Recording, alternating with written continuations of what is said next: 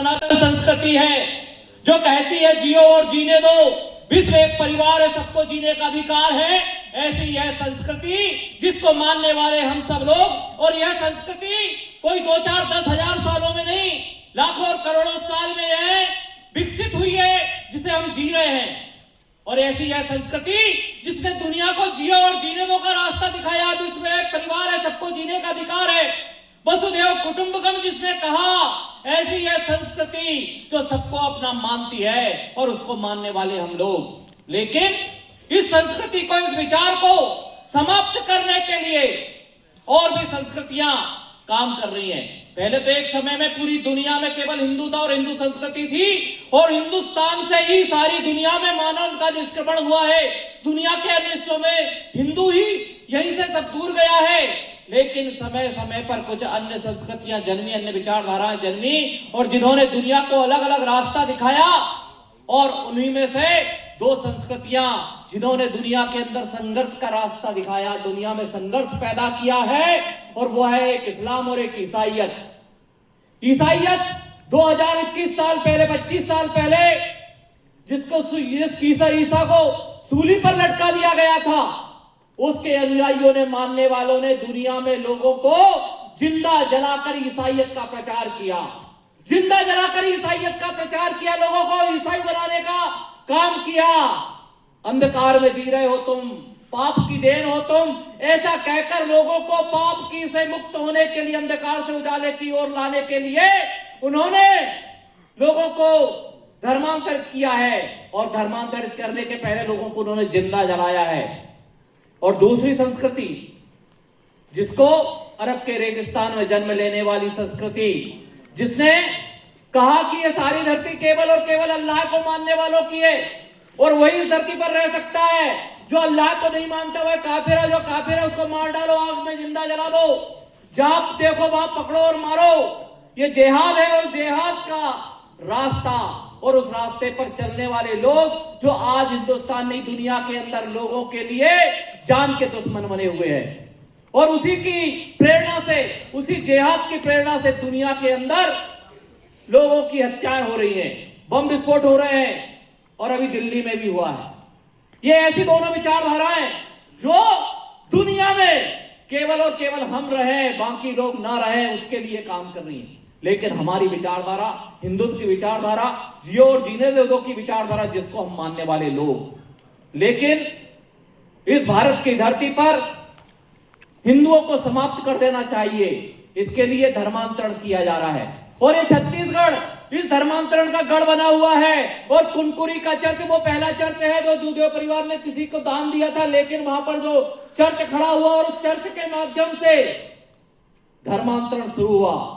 छत्तीसगढ़ नहीं, हिंदुस्तान में धर्मांतरण की जो आंधी आई हो यहीं से आई है, और धर्मांतरण का केंद्र छत्तीसगढ़ रहा है, और आज भी बड़ी जोर शोर से धर्मांतरण छत्तीसगढ़ में हो रहा है। और ये धर्मांतरण नहीं, ये राष्ट्रांतरण होता है। जब कोई एक व्यक्ति हिंदू से ईसाई बन जाता है, मुसलमान बन जाता है, तो क्या होता है? यह देश को तोड़ना चाहता, खत्म कर देना चाहता है, क्योंकि भारत की धरती पर भारत के प्रति नफरत और घृणा के आधार पर 15 अगस्त 1947 को इस देश का जो बंटवारा हुआ था, वो भारत की धरती पर एक हिंदू से मुसलमान बनने वाला वो जिन्ना, उसी ने भारत का जो विभाजन कराया वो भी हिंदू था। लेकिन जब वो उसका बाप जब मुसलमान बना, तो उसने अलग देश भारत के 2 टुकड़े करवा दिए, 3 टुकड़े करवा दिए, पूर्वी पश्चिमी पाकिस्तान, बचा कुचा हिंदुओं का हिंदुस्तान।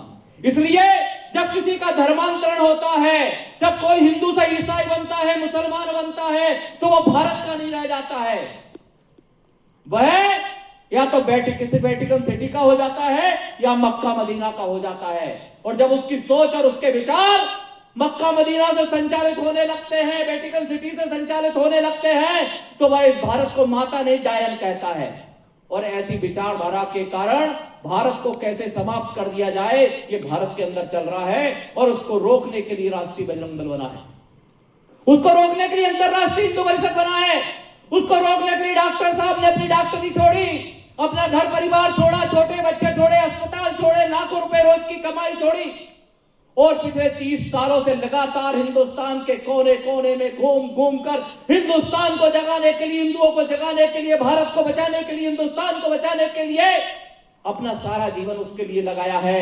40 साल पहले जब राम जन्मभूमि आंदोलन जब शुरू हुआ था 1983-84 में, तब से लेकर बड़ी जवानी से लेकर राम जन्मभूमि आंदोलन के प्रथम सूत्रधार लोगों में शामिल डॉक्टर प्रवीण भाई तोगड़िया आज हम सबके बीच में हैं। और जो इसके सूत्रधार थे माननीय अशोक जी सिंघल, आचार्य गिरिराज किशोर जी, महंत अवैधनाथ जी, आचार्य धर्मेंद्र जी, सब अब नहीं रहे, लेकिन डॉक्टर साहब जिनकी आंखों के सामने मंदिर का निर्माण हुआ, ऐसे राम जन्मभूमि के महानायक डॉक्टर प्रवीण भाई तोगड़िया जी, जिन्होंने अपना पूरा समय इस देश के लिए, हिंदुओं को जगाने के लिए, राम मंदिर बनाने के लिए और हिंदुओं को बचाने के लिए समय दिया है। उन्होंने अपना सर्वस्व छोड़कर, कार्यकर्ता का घर अपना घर समझकर, और रात दिन हर एक शहर में नहीं, हर एक नया दिन, हर एक नए शहर में, ऐसा महीने में 25-25 दिन, और देश के ऐसा कोई जिला नहीं होगा जहां डॉक्टर प्रवीण भाई तोगड़िया का प्रवास नहीं हुआ हो। ऐसा देश का कोई कोना नहीं बचा है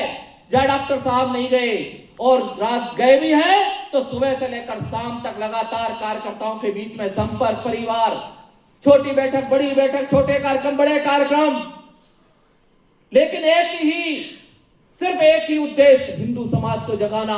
और राजनीतिक जो संकल्प उन्होंने लिया था, जब घर छोड़ा तो देश के लिए और धर्म के लिए लिया था, और जब उनके सामने राजनीति का एक बड़ा ऑफर आया, मुख्यमंत्री जैसा पद आया, उसको ठुकराकर उन्होंने किसी और को दे दिया, जिसको दिया वो आज पंतप्रधान हो गए, लेकिन उन्होंने राजनीति को स्वीकार नहीं किया, उसके पद को स्वीकार नहीं किया।